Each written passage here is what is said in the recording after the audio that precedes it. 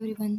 तो स्टार्ट करते हैं आपका लक्ष्य सीरीज़ का पार्ट नंबर 4। इसमें हम बात कर रहे थे एचयूपीएससी बीएड पोर्शन से जितने भी आपके इंपॉर्टेंट क्वेश्चन बनेंगे उससे रिलेटेड हमारे कुछ एक क्वेश्चन इसके अंदर रहते हैं। स्टार्ट करते हैं फर्स्ट क्वेश्चन से। क्वेश्चन नंबर फर्स्ट आपका क्या कहता है? Suppose a student want to share his problem with his teacher and he visit the teacher house for the purpose the teacher should. अब मान लेते हैं कि कोई एक जो बच्चा है वो अपनी कोई पर्सनल या स्टडी से रिलेटेड कोई भी जो प्रॉब्लम है उसको लेकर वो कहाँ जाता है? टीचर के घर जाता है ताकि जो टीचर है वो उसको सॉल्व कर दे। तो इस स्थिति में एक टीचर को क्या करना चाहिए, ये यहाँ पर पूछा गया है। फर्स्ट है आपका contact the student parents and solve his problem, कि हमें क्या करना चाहिए, जो बच्चे हैं उनके माता पिता को कांटेक्ट करना चाहिए और उसकी प्रॉब्लम को सॉल्व करना चाहिए। सेकंड है आपका suggest him that he should never visit his house, या उसको ये सुझाव देना चाहिए कि वह उसके घर ना आए। थर्ड है आपका suggest him to meet the principal and solve the problem, या उसको ये सुझाव दे कि वो प्रिंसिपल से जाकर मिले और अपनी समस्या का समाधान पाए। या extend reasonable help and boost his moral, तो इसमें क्या कर सकते हैं, जो बच्चे हैं उनका जो भी हम उनकी प्रॉब्लम है उसको हम सॉल्व करने में उसकी हेल्प कर सकते हैं और साथ साथ में जो उसका मोरल है उसको भी हम जो है बूस्ट कर सकते हैं। तो एक टीचर के नाते आप इसमें से क्या करोगे, ये यहाँ पर पूछा गया है। इसका जो राइट आंसर है वो है आपका ऑप्शन नंबर डी। तो एज अ टीचर आपको क्या करना है कि एक स्टूडेंट को आपने जो रीज़नेबल उसकी हेल्प होगी वो करनी है और साथ ही साथ में जो उसका मोरल है उसको आपने बूस्ट करना है। तो ये यहाँ पर कहा गया है। नेक्स्ट क्वेश्चन क्या कहता है आपका? नेक्स्ट क्वेश्चन के अंदर है आपका the ceremony of initiation of education in Buddhism is called. ये हमने पहले भी बात करी थी कि बुद्धिज़्म के अंदर जब भी एजुकेशन प्रोग्राम स्टार्ट होता है तो उस टाइम पे एक जो फंक्शन है या जो एक सेरेमनी है वो रखी जाती थी। तो उसको क्या कहा जाता था? First one is the puja, second one is the Uparampada, third one is the Vidya Arambh, fourth one is the Upanayanam. तो इसमें से जो है वो कौन सी आएगी आपकी बुद्धिज़्म के अंदर? तो वो आती है आपकी पूजा सेरेमनी। ठीक है, ये हमने बहुत ही डिटेल में पढ़ा था जब हमने बुद्धिज़्म एजुकेशन सिस्टम की बात की थी वहाँ पर भी। नेक्स्ट क्वेश्चन है आपका what should be the role of teacher in meeting the individual differences. जब भी इंडिविजुअल डिफरेंसेस की बात आती है तो उस टाइम पे एक टीचर का क्या रोल रहता है? First one is the try to know the ability interest and aptitude of individual, की हर एक बच्चे की जो भी बच्चा है उसकी एबिलिटीज़ को, उसके इंटरेस्ट को और उसके जो एप्टीट्यूड है यानी कि इनबॉर्न जो उसका पोटेंशियल है उन सब चीज़ों को फाइंड आउट या जानने की कोशिश करना। सेकंड है try to adjust the curriculum as per the need of individual, कि हमने जो अपना करिकुलम है उसको ऐसे बनाना है जो कि बच्चों की नीड के अकॉर्डिंग हो, यानी कि बच्चों की आवश्यकताओं की पूर्ति करता हो। थर्ड है आपका both A and B, and the fourth है नन ऑफ दीज। तो इसका आंसर आप सभी को ही पता होगा, तो इसका आंसर क्या होगा? ऑप्शन नंबर सी।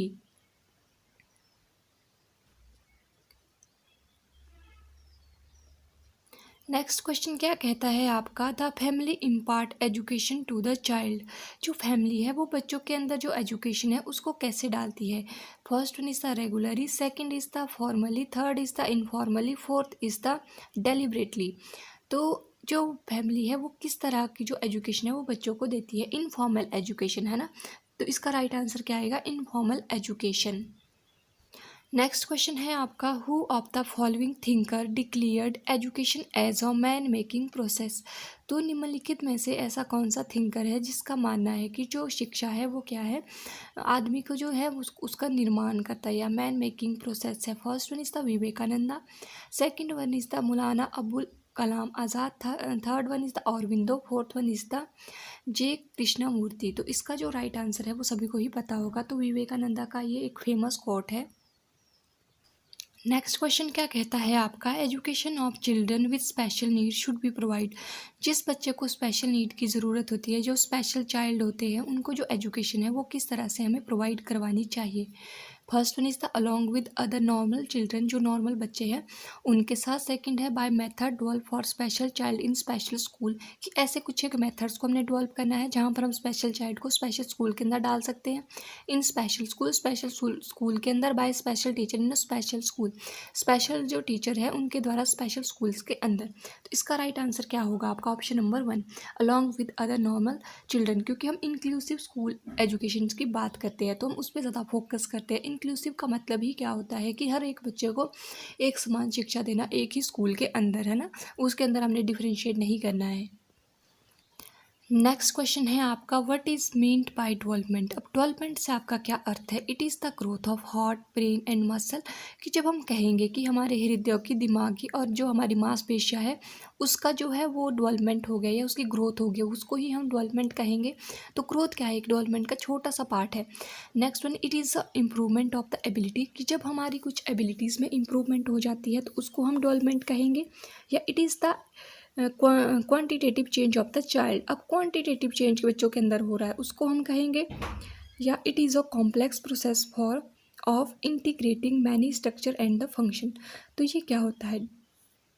जब भी हम डेवलपमेंट की बात करते हैं तो ये कैसा एक कॉम्प्लेक्स प्रोसेस होता है जिसके अंदर क्या होती है? इंटीग्रेटिंग होती है बहुत सारे फंक्शंस और बहुत सारे स्ट्रक्चर्स, इसके अंदर हमारा शरीर भी बढ़ता है, हाइट वेट कलर, इसके साथ साथ हमारी क्वालिटी भी इन्हांस होती है ना, हमारी मैच्योरिटी भी डेवलप होती है। तो ये सारी चीज़ें किसके अंदर आती है? हमारी डेवलपमेंट के अंदर आती है। तो ये क्या है आपका? ये हो जाएगा आपका integrating many structure and the function, क्योंकि यहाँ पर कॉग्निटिविज्म को भी हम लेते हैं ना, इफेक्टिवनेस को भी हम लेते हैं बच्चों की, और इसके साथ साथ साइकोमोटर एनालिसिस को भी हम लेते हैं, तभी हम क्या कहेंगे? उसको एक फुल डेवलपमेंट कहेंगे। नेक्स्ट क्वेश्चन आपका क्या कहता है? The cognitive structure into which children organise their behaviour and knowledge are called. अब एक कॉग्निटिव स्ट्रक्चर जो कि बच्चों के अंदर बनता है जब वो क्या कर, जब वो ऑर्गेनाइज करते हैं बिहेवियर एंड नॉलेज को, तो हम उसको क्या कहते हैं?